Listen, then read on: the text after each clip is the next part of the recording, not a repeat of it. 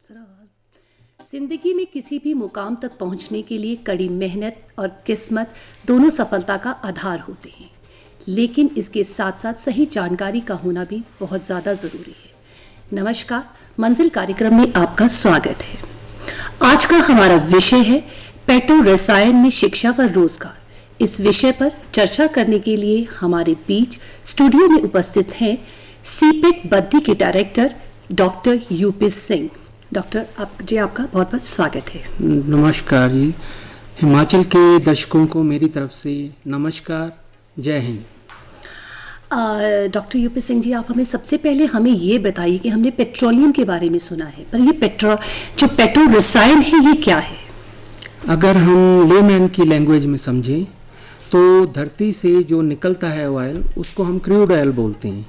Crude oil को हम अलग अलग पार्ट में रिफाइन करते जाते हैं, उसी में से हमारे को पेट्रोलियम, उसी में से हमारे को डीजल और अलग अलग तरह के केमिकल्स मिलते हैं। उन केमिकल्स के अध्ययन को बोलते हैं पेट्रोकेमिकल इंजीनियरिंग, और उन्हीं केमिकल्स को पेट्रो रसायन बोलते हैं। जी, जो पेट्रो रसायन जो आपने हमें बताया, पेट्रो रसायन के कौन कौन से क्षेत्र हैं? पेट्रो रसायन में बहुत सारे क्षेत्र आ जाते हैं। उन्हीं में से एक क्षेत्र आता है जो कि केमिकल इंजीनियरिंग आ जाती है, पेट्रोकेमिकल इंजीनियरिंग आ जाती है, और प्लास्टिक इंजीनियरिंग आ जाती है। तो प्लास्टिक्स जो बनती है वो पेट्रो रसायन से एक बाई प्रोडक्ट के तौर पे बनती है। जो पेट्रो रसायन में अगर बच्चे को एडमिशन लेनी चाहता है तो बेसिक क्वालिफिकेशन क्या चाहिए? अगर पेट्रो रसायन में हमारे को बच्चों को एडमिशन लेनी चाहिए तो अलग अलग क्वालिफिकेशन के लिए, अलग अलग कोर्स के लिए अलग अलग तरह की क्वालिफिकेशन चाहिए, और जिसमें शुरुआत जो होती है वो 10th से होती है। 10वीं किया हुआ बच्चा जो है वो इस प्लास्टिक इंजीनियरिंग के फील्ड में आ सकता है। जी, 10th और उसके बाद जैसे +2 के बाद भी अगर बच्चा करना चाहे तो वो कर सकता है? +2 के बाद में उसके पास 2 ऑप्शंस हैं। अगर उसको बीटेक में जाना है तो हमारे पास बीटेक होती है। अगर उसको डिप्लोमा में जाना है तो लेटरल एंट्री एक ऑप्शन होती है बच्चे की। +2 अगर साइंस के साथ अगर बच्चे ने की हुई है तो वो लेटरल एंट्री में 2nd ईयर में सीधा डिप्लोमा में एडमिशन ले सकता है। जी, तो हायर एजुकेशन में क्या है? अगर बच्चा हायर एजुकेशन में जाना चाहे इसी फील्ड में, अगर वो फील्ड में 10th में आपने जैसे बोला कि वो ले सकता है, कर सकता है, अगर वो हायर एजुकेशन में जाना चाहे इसी फील्ड में तो क्या उसके लिए क्या स्कोप्स हैं? अगर डिप्लोमा किया हुआ बच्चा है तो वो अगर बीटेक करना चाहता है तो उसको लेटरल एंट्री की मिल सकती है। लेटरल एंट्री में बीटेक में वो एडमिशन ले सकता है। अगर बीटेक वाला आगे हायर क्वालिफिकेशन में जाना चाहता है तो वो एमटेक में जा सकता है कि MTech plastic engineering, MTech nano technology, इस दोनों फील्ड में वो एडमिशन ले सकता है। एमटेक केमिकल इंजीनियरिंग में भी एडमिशन ले सकता है। उसके बाद में अगर उसके भी आगे हायर स्टडी में जाना चाहता है तो वो पीएचडी प्लास्टिक कंपोजिट्स में, प्लास्टिक इंजीनियरिंग में, प्लास्टिक्स के किसी भी फील्ड में पीएचडी कर सकता है। जैसे आपने डिप्लोमा की बात की, अगर बच्चा डिप्लोमा करता है तो उसके लिए क्या बेनिफिट्स हैं? अगर कोई भी बच्चा डिप्लोमा करता है तो सबसे पहले तो मैं अपने इंस्टीट्यूट के बारे में बताऊं तो मैं आपको इसके फ़ायदे भी गिना सकता हूं। तो हमारा जो इंस्टीट्यूट है ये हमारा central institute of petrochemical engineering and technology है। ये हमारी पैन इंडिया प्रेजेंस है। ऑल ओवर इंडिया हमारे जो रनिंग सेंटर्स हैं वो 35 हैं, और इसके अलावा 7 नए सेंटर जो हैं वो भविष्य में आने वाले हैं। ये जो 35 सेंटर्स हैं अलग अलग, ये भी आगे सब डिवाइडेड हैं अलग अलग कैटेगरीज में। इनमें हैं कुछ 25 सेंटर ऐसे हैं जिनमें हम डिप्लोमा लेवल के कोर्सेज चलाते हैं, और बाकी जो हैं 8 सेंटर हमारे पास और हैं जिनमें हम डिग्री लेवल के प्रोग्राम चलाते हैं, जिसमें हम बीटेक चलाते हैं, एमटेक चलाते हैं एंड पीएचडी चलाते हैं। जी, आपने इंस्टीट्यूट की बात की, क्या आपका इंस्टीट्यूट बच्चों को जो है वो कैंपस प्लेसमेंट भी प्रोवाइड करवाता है? क्योंकि मेन मोटिव हमेशा होता है कोई भी कोर्स करने का, एक नौकरी पाना हर एक बच्चे की जो होती है एक मंजिल होती है। तो क्या आपके जो इंस्टीट्यूट्स हैं वो बच्चों को जो है वो इसमें जो फील्ड में जो बच्चे करते हैं, कोर्स करते हैं, क्या उन्हें कैंपस प्लेसमेंट मिलता है? हमारा जो इंस्टीट्यूट है एक यूनिक इंस्टीट्यूट है इंडिया में। हमारे पास प्लास्टिक से रिलेटेड हर तरह का काम होता है। हमारा जो इंस्टीट्यूट है, एक तो ISO 9000 है, NABL एक्रीडेटेड है, BIS एक्रीडेटेड है। हम टेक्निकल सर्विसेज जो है इंडस्ट्री को प्रोवाइड करते हैं, हम इंडस्ट्री को कंसल्टेंसी देते हैं, हम उनके लिए अलग अलग तरह की सर्विसेज और प्रोवाइड करते हैं। तो इसी के कारण हम स्किल डेवलपमेंट में भी हैं। इसी के कारण जो बच्चा हमारे पास डिप्लोमा करता है वो हमारे पास स्टेट ऑफ द आर्ट जो हमारे पास मशीनरी है उस पे डायरेक्ट जो है ट्रेनिंग लेता है, और वो जो डायरेक्ट ट्रेनिंग है वही मशीनों पे उसको इंडस्ट्री में काम करना होता है, वही मशीनों पे वो हमारे पास सीपेट के अंदर काम कर रहा होता है, जहाँ ट्रेनिंग ले रहा होता है। तो उसको इंडस्ट्री में जाके जॉब में किसी तरह की डिफ़िकल्टी नहीं होती। हमारी कैंपस जो प्लेसमेंट है वो 100% प्लेसमेंट है। अगर बच्चा हमारे पास से डिप्लोमा करता है तो उसको बाहर जाके खुद जॉब ढूंढने की ज़रूरत नहीं पड़ेगी, वो हमारे पास से ही कैंपस के थ्रू जॉब ले सकता है। बाई चांस अगर वो एक जगह सेटल नहीं भी हो पाता तो उसको दूसरी जगह भी हम सेटल कर सकते हैं अगर वो हमारे पास दोबारा भी आता है। जी, अब आपने जैसे नेशनल लेवल की बात की, 10th की बात की, डिग्री की बात की, डिप्लोमा की बात की, तो बच्चे जो होते हैं आजकल बच्चों में बहुत ज़्यादा ट्रेंड है विदेश जाने का, तो इंटरनेशनल लेवल पे भी इसमें स्कोप्स हैं आगे के लिए कि वहाँ हायर स्टडी कर सकता है? हमारे बच्चे जो हैं ऑल ओवर वर्ल्ड में प्रेजेंट हैं। बहुत सारे बच्चे जो हमारे सीपेट एलुमिनीज हैं वो गल्फ़ कंट्रीज़ में, कनाडा में, जर्मनी में हायर स्टडी भी कर रहे हैं और जॉब भी कर रहे हैं इसी फील्ड में। क्योंकि हमारा जो इंस्टीट्यूट है, जैसे कि मैंने आपको बताया कि यूनिक इंस्टीट्यूट है, हम बच्चे के अंदर स्किल जो है वो पैदा करके उसको आगे बाहर निकालते हैं। तो स्किल्ड पर्सन की हर एक कंट्री में रिक्वायरमेंट है, हर एक जगह उसके लिए जॉब अपॉर्चुनिटीज़ हैं और आगे पढ़ने की उसको हर एक जगह एडमिशन मिल सकती है। तो क्या बच्चा इस पे सीपेट में, क्या जो बच्चा है जो इसमें रसायन में अगर वो रोजगार कर चाहता है, क्या इसमें PhD भी कर सकता है? हाँ बिल्कुल, जो बच्चा MTech करेगा वो आगे जाके वो PhD भी इसी फील्ड में कर सकता है। तो ऐसे कौन कौन से इंस्टीट्यूट हैं जो ये कोर्स करवाते हैं? कौन कौन से इंस्टीट्यूट्स हैं इंडिया की? अगर हम बात करें, भारत अपने देश की बात करें, तो कौन कौन से इंस्टीट्यूट्स हैं? अगर हम भारत में बात करें तो पेट्रोकेमिकल इंजीनियरिंग में IITs में पेट्रोकेमिकल्स इंजीनियरिंग होती है, NITs में होती है, MITs में होती है, GIET यूनिवर्सिटीज़ हैं, इनके अंदर जो है पेट्रोकेमिकल इंजीनियरिंग होती है। और पेट्रोकेमिकल इंजीनियरिंग के साथ में बहुत सारे और भी इंस्टीट्यूट जुड़े हुए हैं। इन्हीं में से एक इंस्टीट्यूट है हमारा central institute of petrochemical engineering and technology, CIPET. जी, जो सीपेट बद्दी में जो है ये इंस्टीट्यूट है, तो जो बद्दी जो एरिया है वो इंडस्ट्रियल हब है, वो जोन है। तो जो सीपेट है वो अपना कितना रोल प्ले कर रहा है इंडस्ट्री में, वो कैसे अपना रोल प्ले कर रहा है वहाँ पे, कितना फ़ायदा है वहाँ के? जैसे कि मैंने आपको पहले ही सीपेट के इंट्रोडक्शन में बताया है कि सीपेट जो है ये स्टार की फॉर्म में काम करता है। Star mean, S mean skill development, T mean technology, S mean sport, technological support जो करते हैं हम, तो एंड R रिसर्च में हम काम करते हैं। तो हमारे इंस्टीट्यूट जो हैं, जितने भी इंस्टीट्यूट हैं उसके अंदर इंडस्ट्री से डायरेक्ट इंटरेक्शन है। इंडस्ट्री के लिए हम प्लास्टिक की टेस्टिंग करते हैं, इंडस्ट्री के लिए हम प्लास्टिक प्रोसेसिंग करके उनके लिए जॉब वर्क करते हैं, इंडस्ट्री के लिए हम मोल्ड डिज़ाइन बनाते हैं जिसके अंदर जो अलग अलग तरह की प्रोडक्ट्स बनती हैं और मोल्ड बना के उनको प्रोवाइड करते हैं। तो हम डायरेक्टली इंडस्ट्री के साथ रिलेटेड हैं। तो जो भी टेक्नोलॉजी, अगर कोई छोटी इंडस्ट्री है जिसके पास पूरी फैसिलिटीज़ नहीं है तो वो कुछ हमारी फैसिलिटी को यूज़ करके अपने आप को ऊपर ला सकता है। आजकल के जो युवा छात्र हैं उनमें ट्रेंड है कि वो न्यू स्टार्टअप ट्रेंड को करे, वो अपने काम को खुद करना चाहते हैं, अपना सेटअप करना चाहते हैं। तो क्या ये उनके लिए भी फ़ायदेमंद है कि बच्चा जो है वो अपने आप अपना कोई सेटअप स्टार्ट कर सकता है? जैसे कि मैंने अभी आपको बताया कि हम अलग अलग तरह के अलग अलग फील्ड में काम करते हैं और हम जॉब वर्क करके देते हैं इंडस्ट्री को। तो हमारे पास स्टेट ऑफ द आर्ट जो मशीनरी है वो अवेलेबल है, जिसको हम बच्चों को सिखाते भी हैं और उसके ऊपर इंडस्ट्री के लिए जॉब वर्क भी करते हैं।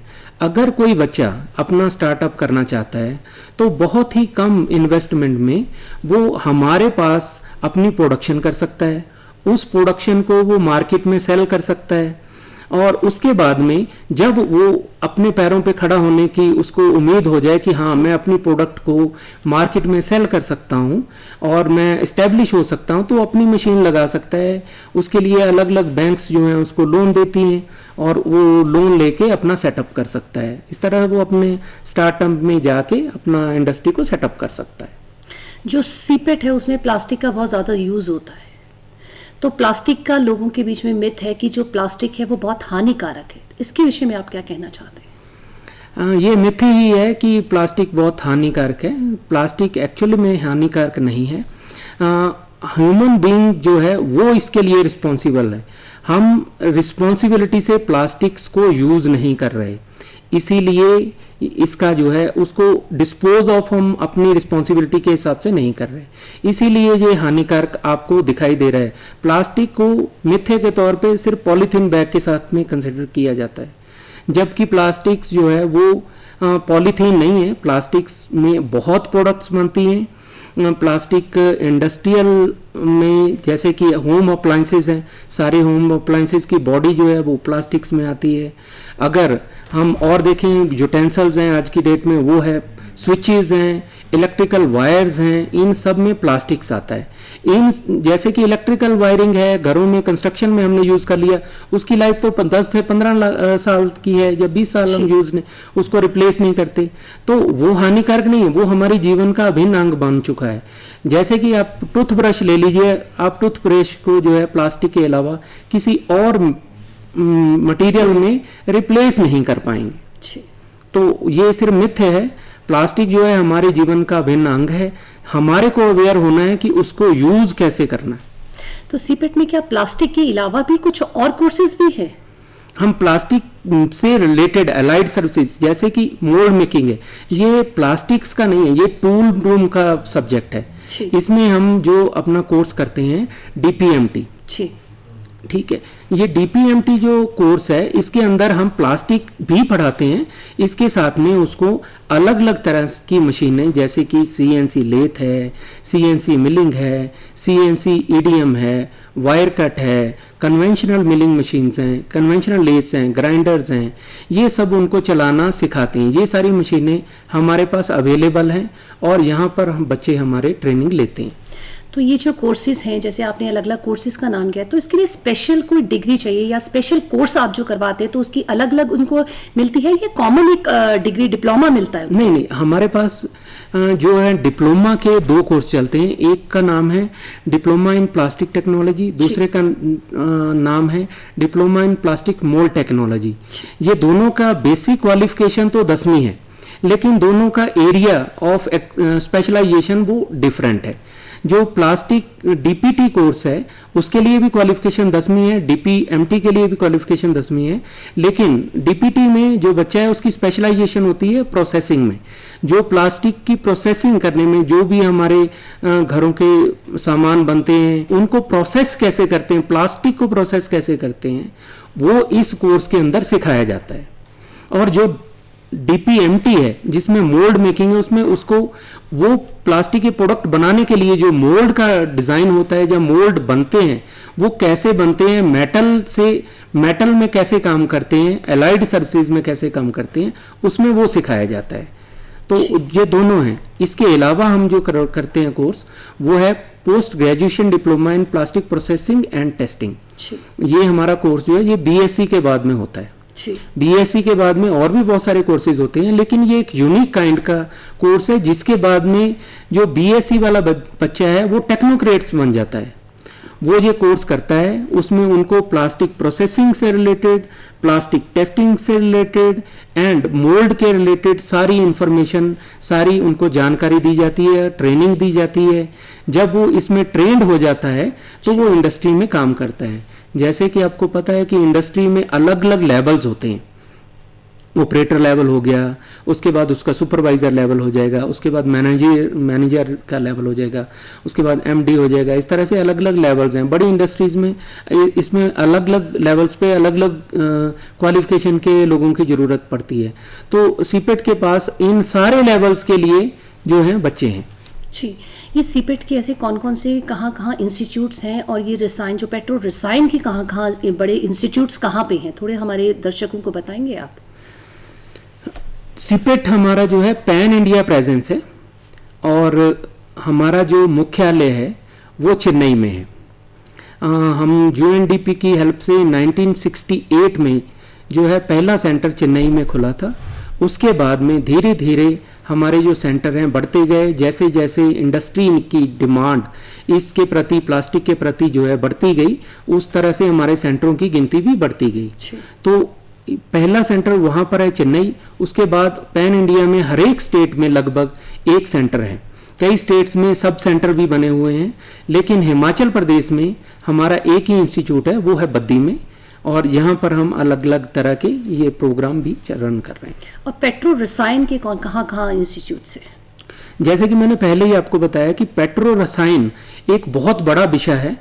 इसके अंदर बहुत सारे अलग अलग तरह के केमिकल्स आते हैं, लेकिन पेट्रोकेमिकल इंजीनियरिंग जो होती है, जो मेन अगर हम अपने इंस्टीट्यूट चुने तो वो IITs हैं, NITs हैं, DIT यूनिवर्सिटी है, MIT है, एंड GIET यूनिवर्सिटी है, एंड सीपेट है।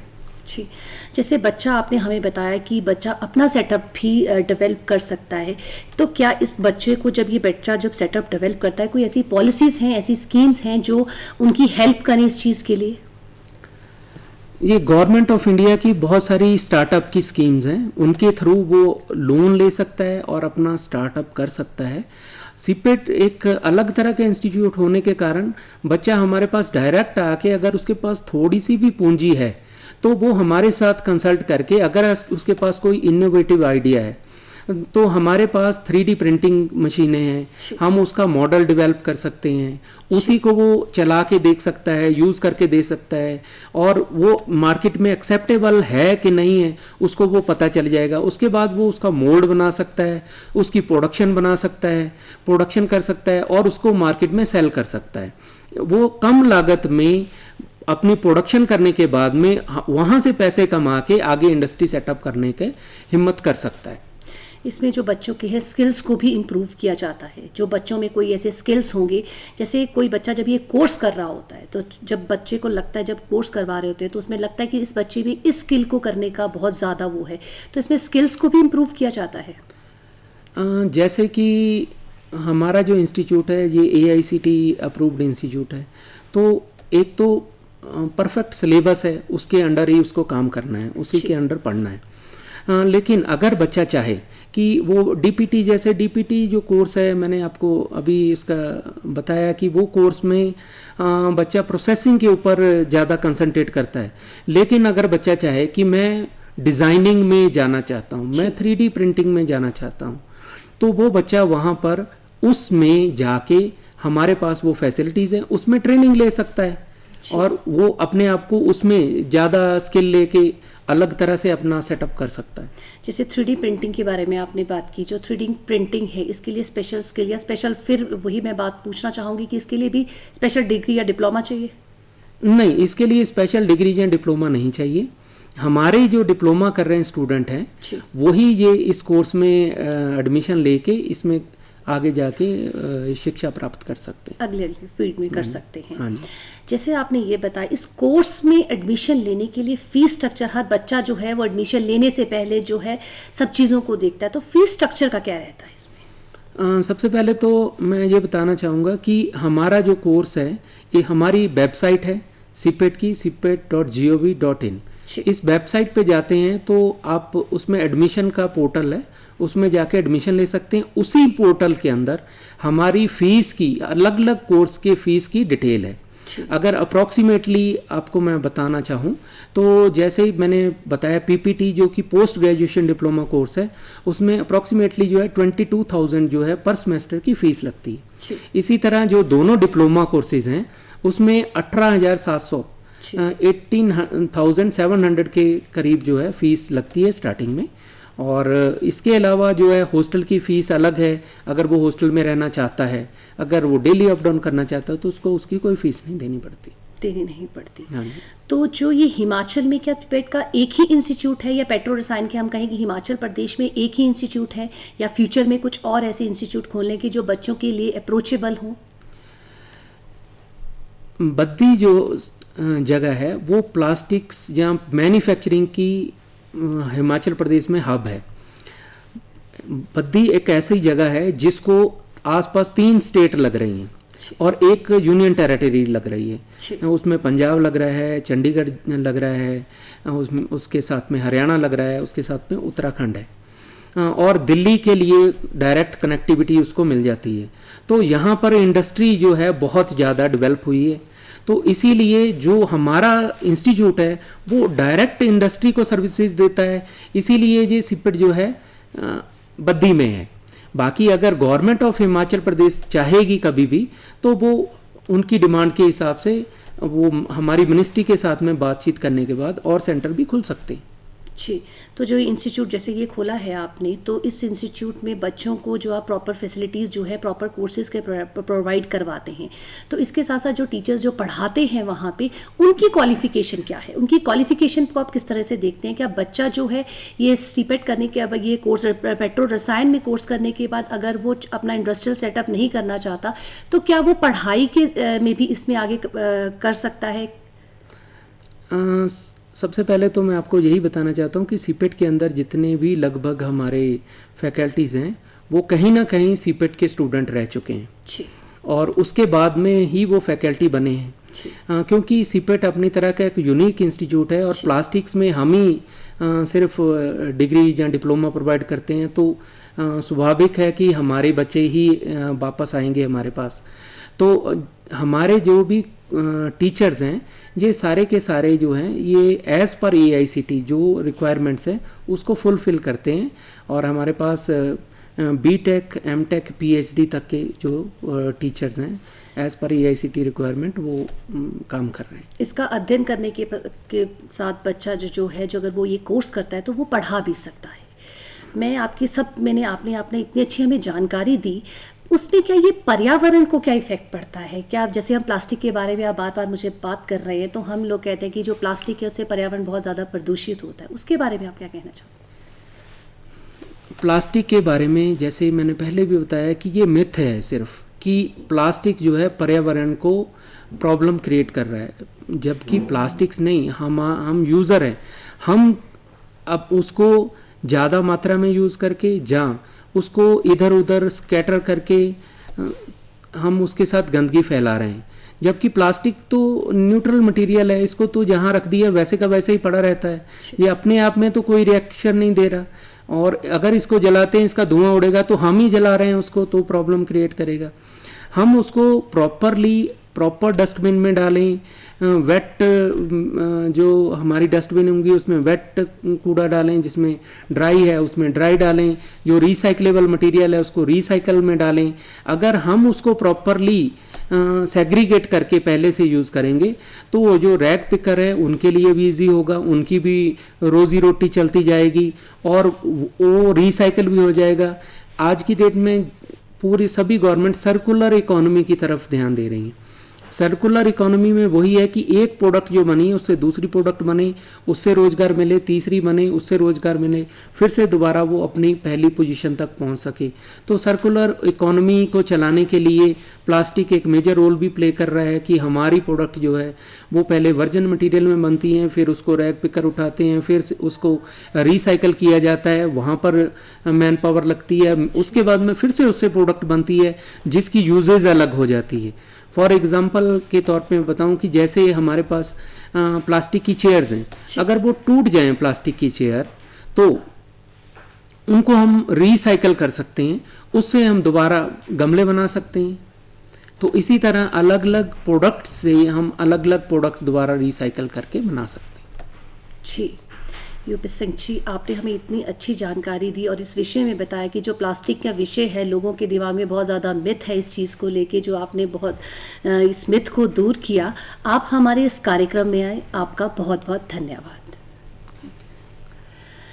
सही जानकारी आपको एक सही मंजिल तक पहुंचा सकती है। आशा करती हूं कि आपको आज का कार्यक्रम हमारा अच्छा लगा होगा। अगले हफ्ते फिर मिलेंगे। अब हमें दीजिए इजाजत। धन्यवाद।